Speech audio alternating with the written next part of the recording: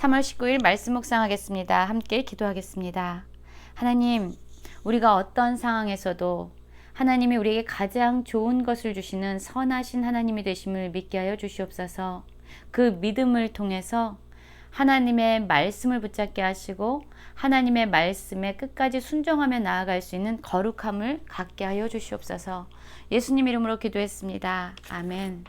오늘의 말씀은 레위기 12장 1절부터 8절까지의 말씀입니다.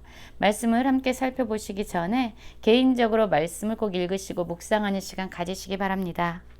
12장 1절입니다. 여호와께서 모세에게 말씀하여 이르시되 이스라엘 자손에게 말하여 이르라. 여인이 임신하여 남자를 낳으면 그는 이레 동안 부정하리니 곧 월경할 때와 같이 부정할 것이며 여덟째 날에는 그 아이의 표피를 뵐 것이요.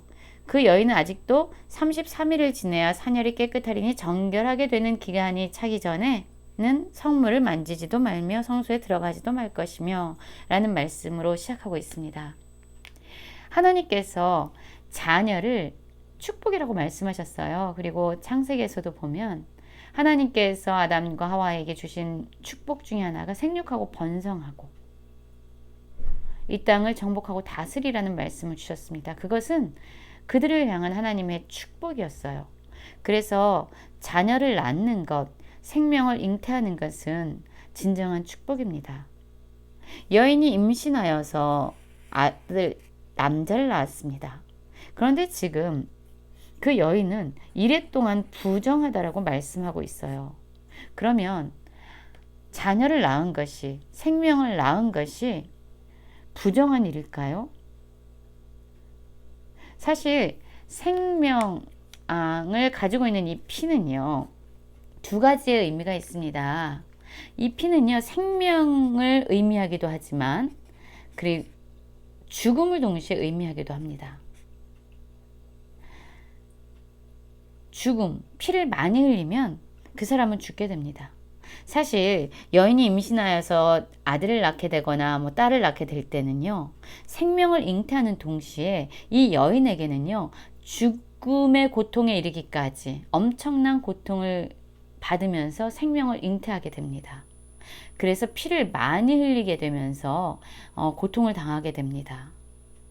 그런 의미에서 이 여인이 죽음의 고통까지 이르는 그러한 수고를 하면서 해산의 고통으로 말미암아 피를 흘리는 것, 그것에 대해서 여기서 부정하다라고 말씀하신 것 같습니다.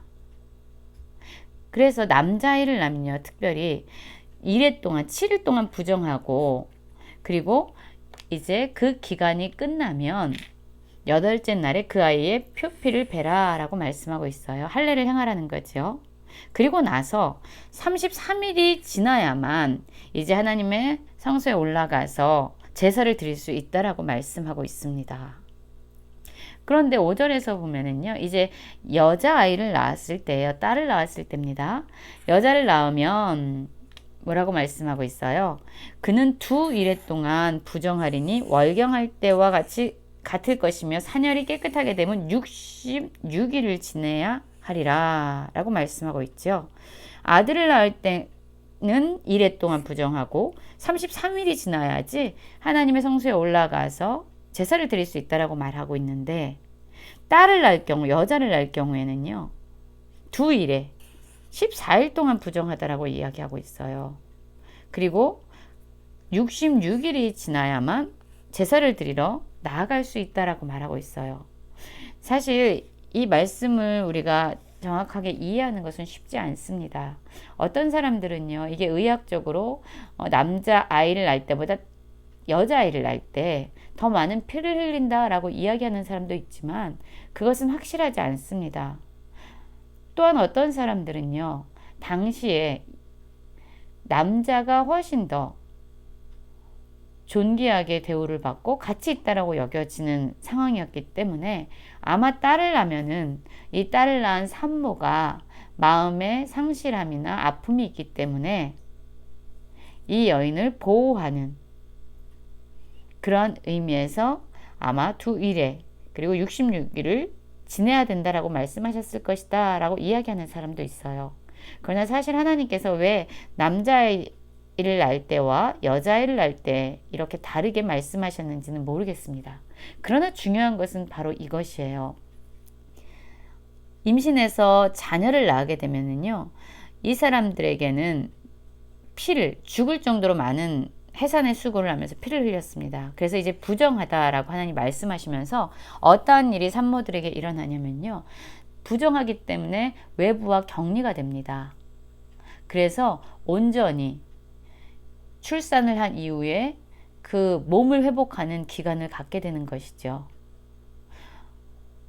그래서 외부와 차단하고 이제 해산하면서 죽음의 고통까지 다녀왔던 이 여인이 온전한 쉼을 누리고 회복을 이룰 수 있는 그러한 기간으로 이 기간이 또한 사용되어졌다라는 것을 우리는 알 수 있습니다.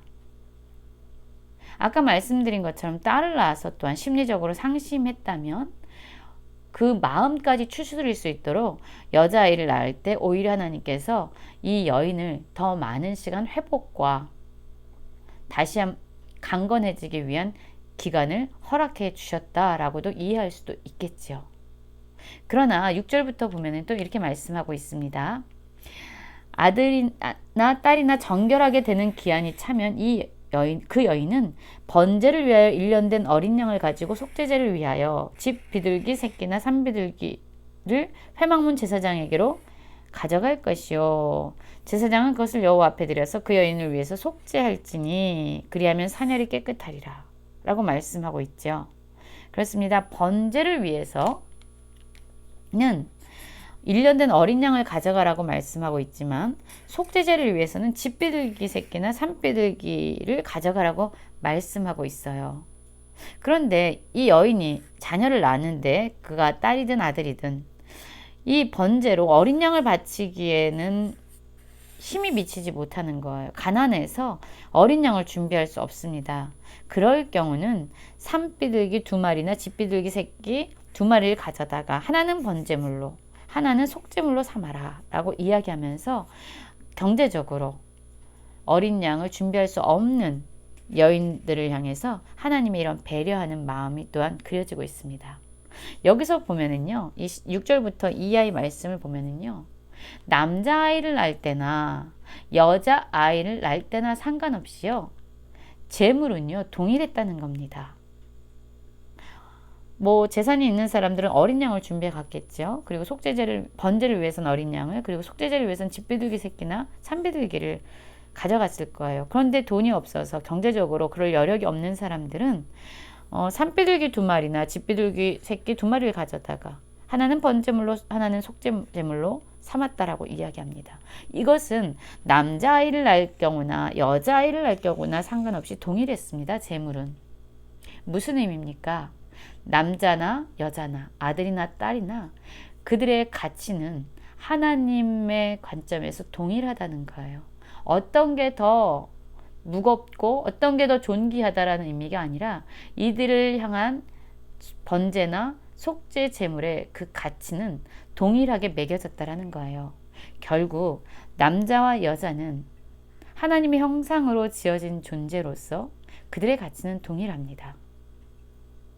그런데 1절부터 우리가 5절까지 보았잖아요. 남자와 여자가 왜 이렇게 다르게 부정함의 기간을 하나님께서 두셨는지는 모르지만 이 부정함의 기간은 출산한 것이 죄다라는 의미가 아니라 출산하는 과정을 통해서 많은 피를 흘림으로 말미암아 이 여인들이 너무나도 약해져 있는 상황인 거죠. 그래서 이 여인을 외부로부터 보호하시고 또한 그들이 온전한 회복을 이루기까지, 그건 육체적인 뿐만 아니라 마음적인 영역까지도 회복이 이루어지도록 하나님의 특별하신 그런 보호의 의미가 아니었을까. 물론 생명을 밖으로 쏟아내고 생명을 가지고 있는 이 피를 밖으로 뽑아냄으로 말미암아 그것은 죽음을 의미하는 부정의 의미를 또한 포함하게도 됩니다.